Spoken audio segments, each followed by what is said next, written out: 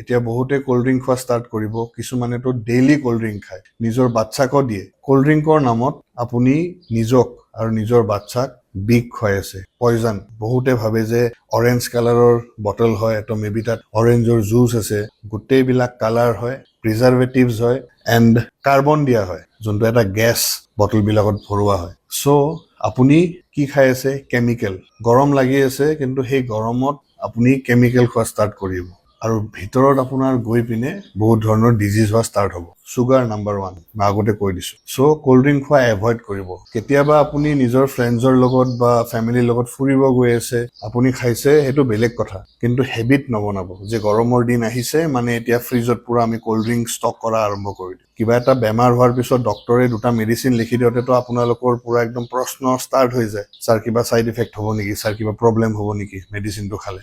কিন্তু এইবিলাক আপুনি এনেকে একো নাভাবাকে পুৰা বটল মাৰি দিয়ে। চ' নাখাব কোল্ড ড্ৰিংক। যদি গৰম বহুত লাগিছে, ঘৰত নেমু পানী অলপমান চেনি দি দিয়ক, কোনো প্ৰব্লেম নাই। বা চেনি আপুনি ৰিপ্লেচ কৰি অলপমান মৌ দি দিয়ক, ফ্ৰিজত অলপ সময় ৰাখক, ঠাণ্ডা পুৰা, তাৰপিছত মাৰি দিলে হ'ল। চিম্পল সলিউশ্যন আপোনাৰ হাততে আছে।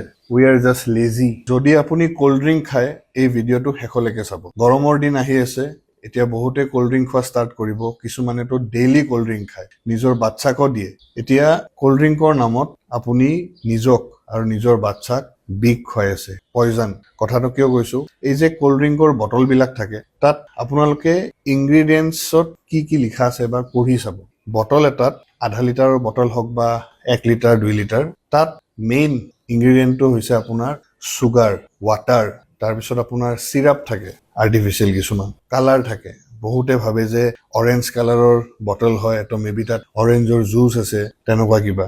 গোটেইবিলাক কালাৰ হয়, প্ৰিজাৰ্ভেটিভছ হয়, এণ্ড কাৰ্বন দিয়া হয়, যোনটো এটা গেছ বটলবিলাকত ভৰোৱা হয়। চ' আপুনি কি খাই আছে? কেমিকেল।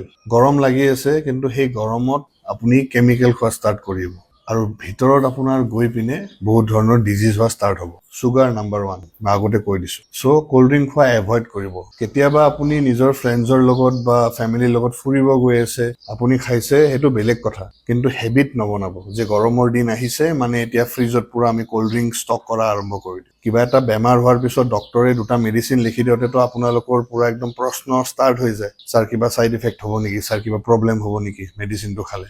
কিন্তু এইবিলাক আপুনি এনেকে একো নাভাবাকে পুৰা বটল মাৰি দিয়ে। চ' নাখাব কোল্ড ড্ৰিংক। যদি গৰম বহুত লাগিছে, ঘৰত নেমু পানী অলপমান চেনি দি দিয়ক, কোনো প্ৰব্লেম নাই। বা চেনি আপুনি ৰিপ্লেচ কৰি অলপমান মৌ দি দিয়ক, ফ্ৰিজত অলপ সময় ৰাখক, ঠাণ্ডা পুৰা, তাৰপিছত মাৰি দিলে হ'ল। চিম্পল সলিউশ্যন আপোনাৰ হাততে আছে। We are just lazy.